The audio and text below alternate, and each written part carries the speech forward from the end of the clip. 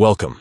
In today's video, I'm going to walk you through a simple step-by-step guide on how to hide requests for access notifications from showing up on your lock screen in Google Drive. If you've ever received those alerts at inconvenient times or just want to keep your lock screen a bit more private, this method will help you quickly set things up. Let's get started. First, open the Settings app on your phone.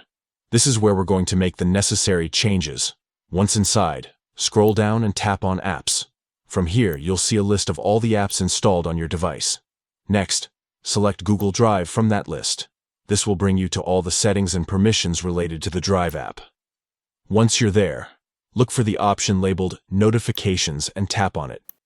Inside the Notifications section, you'll see different categories of alerts that the app can send you.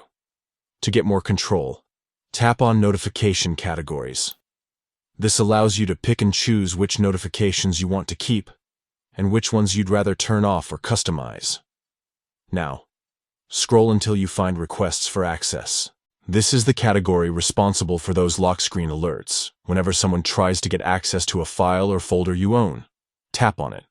Here's the important part. Look for the option that says Lock Screen. When you tap on it, you'll be given a few choices about how these notifications appear. To completely remove them from the lock screen, select Don't Show Notifications. And that's it. From now on, those requests for access alerts won't pop up on your lock screen anymore.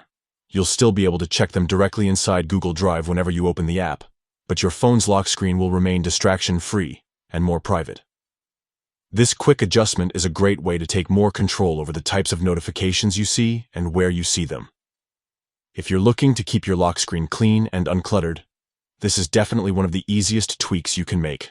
Thanks for following along.